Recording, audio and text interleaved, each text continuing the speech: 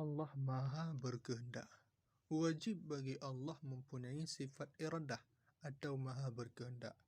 Iradah adalah sifat yang wujud dahulu dan menetap pada zat Allah, yang dengannya sifat tersebut Allah menentukan perkara yang mungkin dengan sifat iradat itu.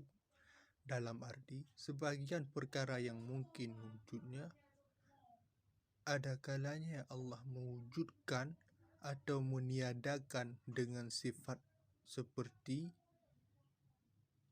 sifat putih dan hitam, kekayaan dan kefakiran, ilmu dan kebodohan, panjang dan pendek dan sebagainya, atau seperti masa dan tempat. Misalnya ada kemungkinan di masa Nabi Ibrahim dan di masa Nabi Isa, adanya kemungkinan di negeri Mekah dan di negeri Taif, dan seperti arah-arah, misalnya wujudnya kemungkinan akan sesuatu di arah timur dan di arah barat. Lawan dari sifat iradah adalah sifat karahah, terpaksa, berarti tidak adanya sifat iradah. Ketahuilah bahwasanya sifat iradah menurut faham ahli sunnah wal jamaah bukanlah merupakan perintah, ridha, dan bukan pula ilmu, karena kadang-kadang Allah menghendaki dengan perintah dan meridai.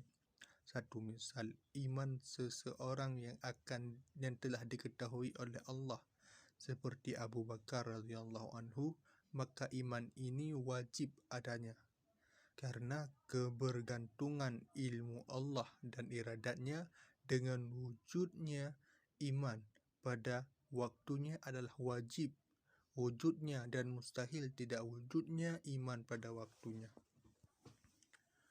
Dan terkadang Allah tidak menghendaki, memerintahkan serta tidak pula ridha, seperti sifat kafir, ingkar dari sebahagian makhluk, bahkan mustahil sebagaimana uraian di atas. Suatu saat Allah menghendaki namun tidak memerintahkan dan tidak pula ridha, seperti sikap kafir, ingkar dari makhluk yang telah mengetahui akan tidak adanya iman pada dada mereka. Di antara mereka adalah Raja Fir'aun, Haman, Qarun beserta seluruh maksiat yang terjadi di belahan bumi karena kehendak Allah Subhanahu wa Ta'ala. Pada saat yang lain Allah memerintahkan namun tidak menghendaki, seperti iman seorang makhluk yang mana Allah telah mengetahui bahawa orang itu tidak iman. Sesungguhnya Allah memerintahkan kepada mereka untuk beriman, sedangkan Allah sendiri tidak menghendakinya karena terdapat hikmah yang telah ditangkap dan tidak akan ditanyakan tentang apa yang telah dilakukan. Jadi sesuai dengan uraian tersebut di atas, maka terbagi menjadi 4 bagian, sedangkan ridha Allah akan tetap berlaku pada suatu perintah, seperti seseorang diperintah untuk beriman lalu ia beriman, maka orang ini akan meridainya. Kemudian takluk sifat iradah dan segala yang mungkin memiliki kesamaan dengan sifat kudrahnya, akan tetapi takluknya sifat kudrah merupakan takluk yang mewujudkan dan meniadakan, sedangkan takluknya sifat iradah adalah takluk yang menentukan. Oleh kerana itu, sifat iradah tidak ada ta'alluqnya, persambungannya dengan perkara yang wajib dan mustahil. Termasuk hal yang mungkin adalah perkara baik dan buruk. Oleh sebab itu, tidak ada suatu kebaikan atau keburukan yang terjadi pada makhluk seluruhnya, kecuali dengan iradah Allah Subhanahu wa Ta'ala. Karena tidak akan mungkin bila sesuatu yang terjadi pada makhluk ini secara paksa diadakan dari Allah.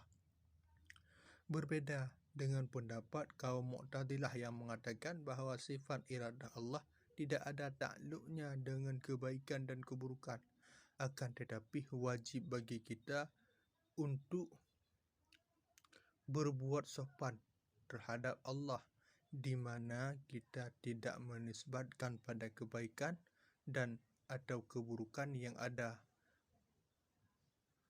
berasal daripadanya kecuali dalam tingkat belajar. Dan pada tingkatan ini diperbolehkan menghubungkan akan penciptaan perkara-perkara yang hina itu kepada Allah Subhanahu wa taala.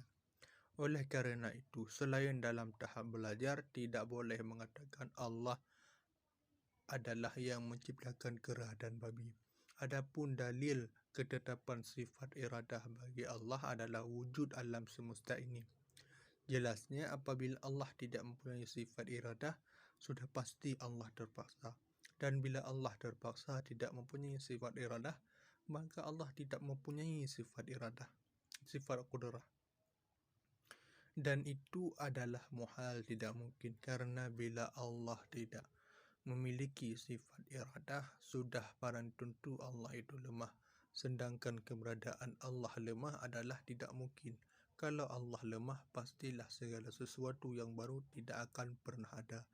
Dan yang demikian itu menyalahi kenyataan wujudnya perkara-perkara baru.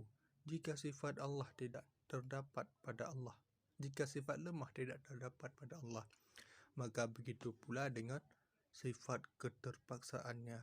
Jadi, jika dipandang dari segi bahawa Allah wajib mempunyai sifat iradah, maka mustahil bagi Allah mempunyai sifat yang berlawanan dengan sifat iradah tersebut.